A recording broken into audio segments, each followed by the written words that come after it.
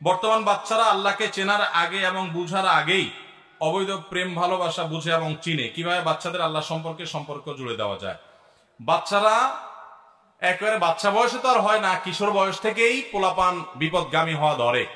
বিপদগামী হবে না কেন? যখন স্কুল এমনকি মাদ্রাসার বইগুলোতে পর্যন্ত বাচ্চাদেরকে শিক্ষার নামে অবৈধ সম্পর্ক করা শেখানো হয়। আমি পরিষ্কার করে বলতে চাই, এই দেশে শিক্ষা, প্রাথমিক শিক্ষা ব্যবস্থার উপরে যে মেসাকার চালানো হয়েছে, আমি যদি বইগুলো নিয়ে বিস্তারিত দেখার, গবেষণা করার, ঘাটাঘাটি করার সুযোগ না পেতাম তাহলে আমি বুঝতাম না। আমি বইগুলো নিয়ে ঘাটাঘাটি করার পর নিঃশ্বাস বন্ধ হয়ে আসার মতো এত পরিমাণ পেরেশান হয়ে গেছি যে একটা শিক্ষা ব্যবস্থা, দেশের শিক্ষা ব্যবস্থার একেবারে প্রতিটা গিরায় গিরায় আঘাত করা হয়েছে, প্রতিটা গিরায় গিরায়।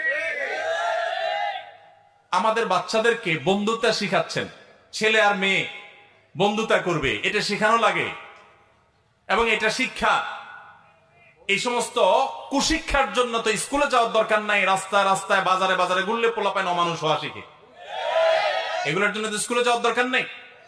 আমরা সেই প্রজন্ম চাই যেই প্রজন্ম পাবলিক বাসে উঠার পর কোনো মুরব্বীকে দেখলে সিট ছেড়ে দিবে। আমরা সেই প্রজন্ম চাই যে প্রজন্ম মা বাবার সামনে মাথাটা নিচু করে লাজুক হয়ে কথা বলবে।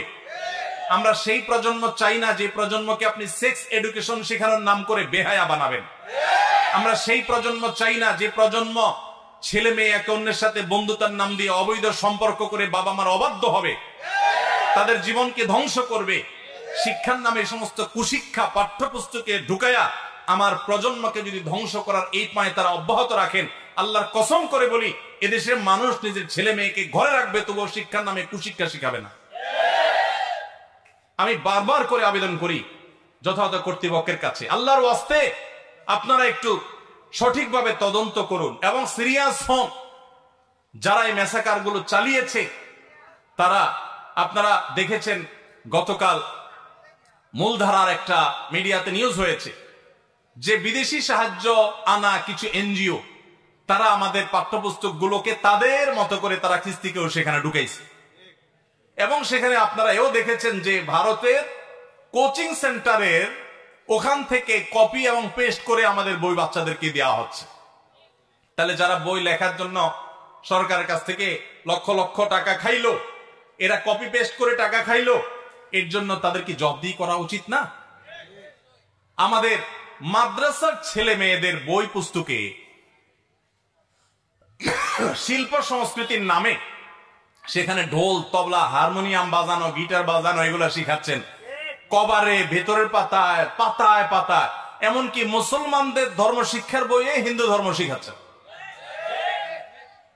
এই সমস্ত ফাইজলামতি আমার কাছে মনে হচ্ছে খুব সুপরিকল্পিত ভাবে, সুনিপুণ ভাবে করা হচ্ছে। এদেশের মানুষকে অস্থিতিশীল করবার জন্য কোন একটা চক্র কাজ করছে। আমি অনুরোধ করব যথাযথ কর্তৃপক্ষকে সেগুলোকে খুঁজে বের করা হয় যেন। এদেশের মানুষ মাদ্রাসায় বাচ্চাকে কেন ভর্তি করে ভাই বলেন? স্কুলের সাথে মাদ্রাসার পার্থক্য আছে না নাই? যারা মাদ্রাসা ছেলে মেয়েদেরকে দেয় তারা কেন দেয়? ইসলামী ভাবধারা দ্বারা সন্তানকে গড়ে তুলতে চায়, সেজন্যই তো। বাংলাদেশে কোন আলেম আছে যার নাম আপনি বলতে পারবেন যে আলেম ঢোল, তবলা, হারমোনিয়াম, গিটার এগুলা বাজানো জায়েজ মনে করে? থাকলে আমাদেরকে নামটা শুনান, আমরা জানতে চাই।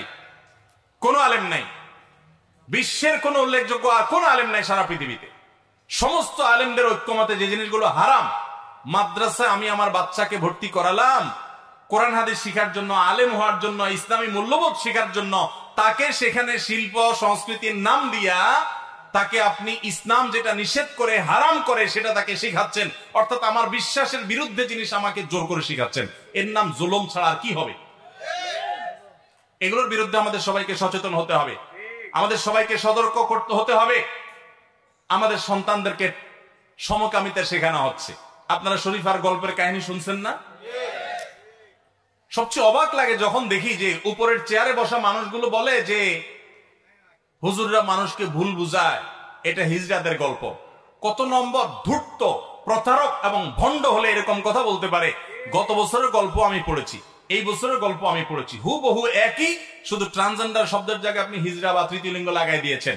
এখন প্রশ্ন হলো, শরীফা এই শরীফ থেকে যে শরীফা হয়েছে, এই কপাল পোড়া, এটা কি আসলে ট্রান্সজেন্ডার, মানে লিঙ্গ পরিবর্তন করছে, নাকি হিজড়া জন্মগত ভাবে সমস্যা? গল্প তো একই, তাহলে আসলে কোনটা? যদি বলেন যে ট্রান্সজেন্ডার, তাহলে এবছরের পোলাপানতে হিজড়া পড়তেছে, তাহলে ভুল পড়তেছে। আর যদি বলেন যে শরীফা হিজড়া আসলে, তাহলে গত বছরের পোলাপান যে ট্রান্সজেন্ডার পড়ছে তারা তো ভুলটা পড়ছে। ঠিক না বে ঠিক? শিক্ষার নামে এই তামাশা এই দেশে বিগত কখনো, এত বছরের মধ্যে স্বাধীনতা থেকে আজও পর্যন্ত কখনোই, এই 23 এবং 24 এই 2 বছর এই বইগুলোকে মেসাকার করা হয়েছে। 21 সাল পর্যন্ত বইগুলোতে সালাম ছিল, মাদ্রাসার বইয়ে সালাম ছিল, মহিলা টিচারের মাথা হেজাব ছিল, বাচ্চাদের মাথা টুপি ছিল, বছর সেগুলো সব সরাই দিছে। মাদ্রাসার পোলাপানের ঢোল তবলা বাজানো শিখাইছেন। এরা চায় এদেশের স্কুল এবং আলিয়া মাদ্রাসাগুলো সব ছাত্র শূন্য হয়ে যাক। তারা চায় সরকারি এই শিক্ষা প্রতিষ্ঠান, এই সিস্টেম ধ্বংস হোক, ভেঙে পড়ুক। এই জন্য তারা এই সমস্ত ষড়যন্ত্র করছে। আল্লাহ তাআলা এদের হাত থেকে আমাদেরকে রক্ষা হওয়ার তৌফিক দান করুন। বইয়ের পাতায় পাতায় স্বাস্থ্য বিজ্ঞান বইয়ের পাতায় পাতায় পোলাপানরে প্রেম প্রীতি শিখাচ্ছে। পোলাপানরে প্রেম প্রীতি বইয়ের পাতায় শিখানো লাগে, এমনি বাইন্দা ধরে রাখা যায় না। আরো পোলাপানরে নষ্ট করতেছে। বহু বাবা মার ঘর খালি হবে এই সমস্ত কুশিক্ষার কারণে।